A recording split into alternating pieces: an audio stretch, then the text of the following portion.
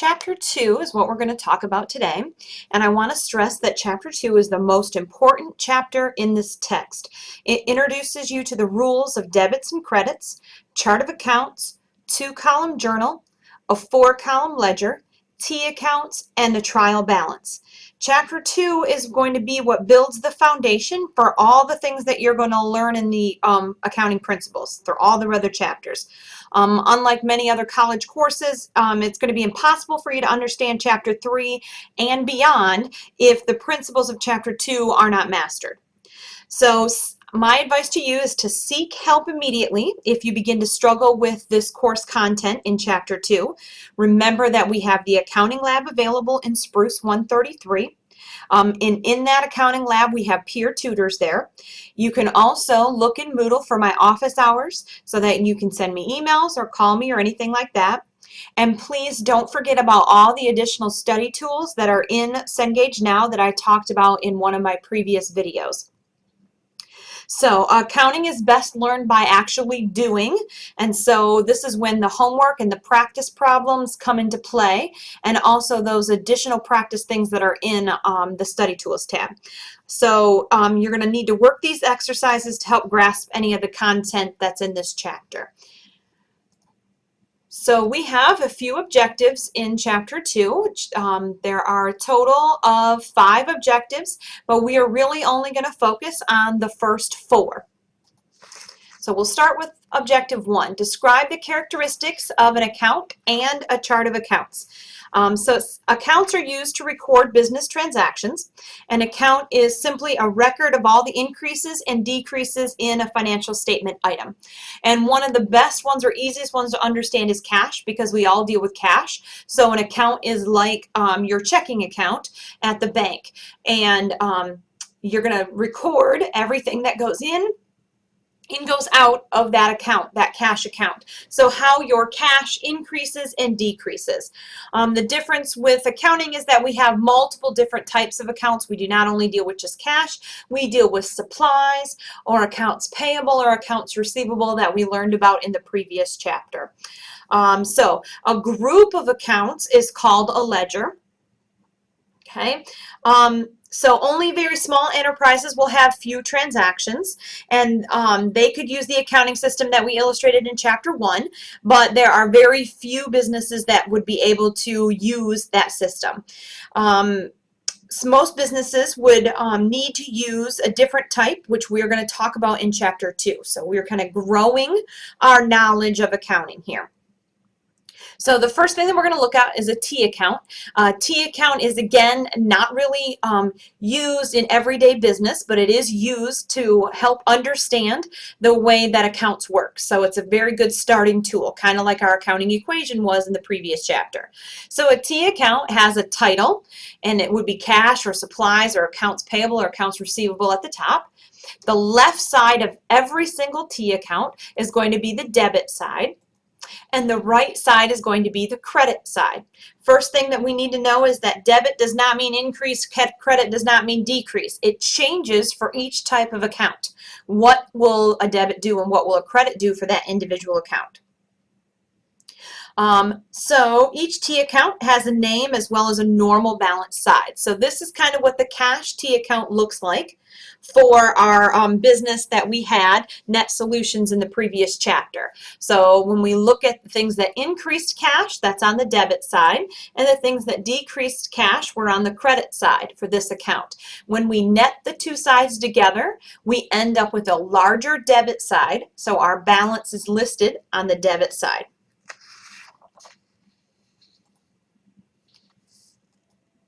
Okay, so a list of accounts in the ledger is called a chart of accounts, and in your book they show you a chart of accounts in Exhibit 2 for Net Solutions.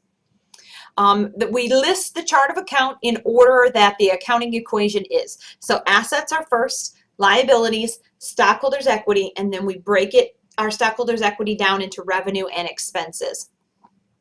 So these are our most common types of assets, and really for us it's cash, supplies, accounts receivable, buildings. Those are the most common types that we're going to use in this course. Okay, then our liabilities are accounts payable, notes payable, and the common theme here is anything that says payable afterwards is going to be listed as a liability, meaning that we owe it, we're going to pay it to somebody else.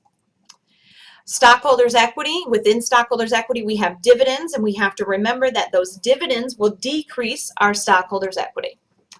Revenues, there are different types of revenues depending upon the business that you're in. A lot of times revenues are called fees earned or sales. We may have commission revenues or rent revenues, again, depending upon what kind of business we're doing.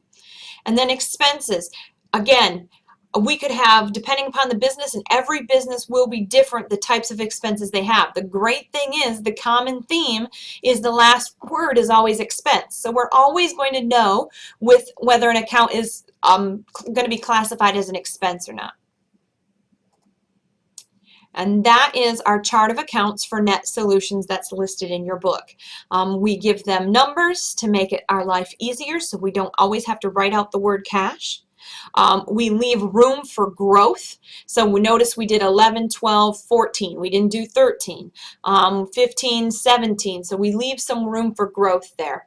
A lot of times with the chart of accounts, the first number will tell you which type of account it is. So you notice the assets are always started with a 1, liabilities a 2, stockholders equity 3, revenue 4, and expenses are 5. Okay, so there is a coding system to the chart of accounts, but again, every single business is going to be different. The larger the company, the larger the chart of account numbers will be because they're gonna have to have more assets than say like a local little lawn care business or something like that. All right, so moving on to objective 2, describe and illustrate journalizing transactions using the double entry accounting system. So in this one, we need to start with learning the rules of debit and credits. This is one of the first major hurdles for students in this class. And it is imperative that you know these. These are not going to go away. You're going to need them for every single chapter in this book. Okay, debits and credits simply represent the left and the right side of an account. The trick is remembering which accounts are increased with debits and which accounts are increased with credits. And there's a few different tricks we can use. So we call double entry accounting system. It's based on the fact that every business transaction is to be recorded in at least 2 accounts, and that total debits recorded for each transaction have to be equal to the total credits. So remember in chapter 1 we had some steadfast rules. Our accounting equation must remain in balance. Okay, now our steadfast rules for chapter 2 are that every transaction affects at least 2 accounts, and our debits must equal our credits. We're never going to get away from those rules. Okay, so the book gives you a couple of different ways for memorizing which accounts are increased with a debit and which accounts are increased with a credit. And normally what we say is the normal balance for an account is whatever increases that account. So according to this, assets have a normal debit balance. So anything that we would list as an asset, which we talked about just a little minute ago, cash, accounts receivable, supplies, building, land, all of those items would be increased with a debit. And then liabilities and stockholders' equity are increased with credits. So any of those items that we talked about earlier, wages expense, wages payable, accounts payable, interest payable are increased with credits. Okay, and then stockholders' equity is increased with a credit as well. Okay, so we have to remember though that under stockholders' equity, there are a few things that increase stockholders' equity and a few things that decrease stockholders' equity. So according to chapter 1, the things that increase stockholders' equity were capital stock and revenue. So if we increase stockholders' equity with a credit, then capital stock and revenue are increased with a credit as well. And there are a couple of things that decreased stockholders' equity, and that would be dividends and expenses. So those things are increased with a debit. They have the opposite effect on stockholders' equity. Again, normal balance is anything that increases the account. Okay, so the normal balance will switch for every type of account that we have. Okay, another way that we could do this is by using like an acronym. So the acronym is after eating dinner, let's read comics. So after eating dinner stands for assets, expenses, and dividends. Those items are increased with a debit. Let's read comics is liabilities, revenue, and capital. Those items are increased with a credit. So that's another kind of handy tool to use.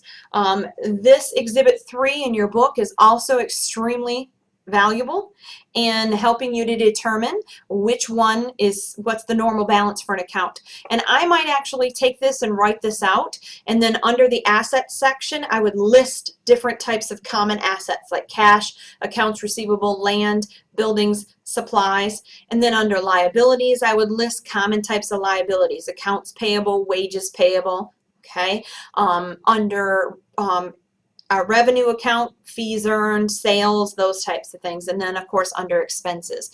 Write out some notes, because like I said, this is not going to go away, and you have to know this to be able to be successful in the next chapters. Okay, here's again another way to look at it. Whichever works best for you and clicks in your brain is what I want you to use. Okay. All right, so next we're going to talk about journalizing. Journalizing has a few steps that we're going to look at here, the first three. First, we start out with the date the transaction is entered. Okay, that goes in the date column, and if you'll look in your book at page 57, step 2 is the title of the account to be debited is first. We always start with the debit first. Step 3 is the title of the account to be credited is on the next line, and we always indent a little bit just to make it easier to read. Step 4, we then write a brief description, and step 5, we write our post reference after we've posted it, which we'll talk about next. So we're only worried with the first 4 steps. Okay, so transaction is initially recorded in a journal. The process of recording a transaction in a journal is called journalizing. The entry in the journal is called a journal entry. Okay, and these are just some common types of terms that are used. All right, in your book on page 58 through 60, they show you the journal entries for Net Solutions and how to write them, okay? And I would recommend that you go through them. Again, journal entries are never going away. All right, objective 3 is posting. Once we have those journal entries, we're going to post them to the individual accounts. Okay, so a process of transferring the debits and credits from the journal entry to the account is called postings. Journal transactions is the journal is a sequential record of business, and is posting is updating the individual accounts. So the journal is going to list everything in date order, and posting will list them by account. So if your boss comes to you and says, how much cash do we have, you're going to want to look at the postings, not the journal entries, okay, because that will list it by account and give us the balance. So posting, here's one journal entry that we had where we paid our insurance in advance. Okay, we paid a 1-year policy, so now we want to post it. So this is what happened. Our assets went up and our assets went down. Okay, so now we want to post it. Step 1, we start with the date of the transaction. So up here is our journal entry. Okay, and then we start with our date. This is for prepaid insurance. Start with the debit first. We debit for $2,400, and our new balance is $2,400. Post reference is 2 because this transaction was on journal page 2. Okay, then we also post the account number here. So no matter which record we're looking at, we can tie back to the other. Okay, so step 2 is entering the amount and creating a new balance. Step 3 is putting in the post reference for both, and step 4 is putting in our post reference back in the journal. And then we're going to do the exact same thing for our credit. Okay. All right, and then Exhibit 5 shows you all of those transactions that we looked at earlier and posted to the accounts. And so this is what a completed general ledger will look like. Exhibit 5 in your book. Okay, so general ledger for cash, it gives you what the ending balance is, which we have here. Okay, and then all of our other accounts as well. All right, objective 4 is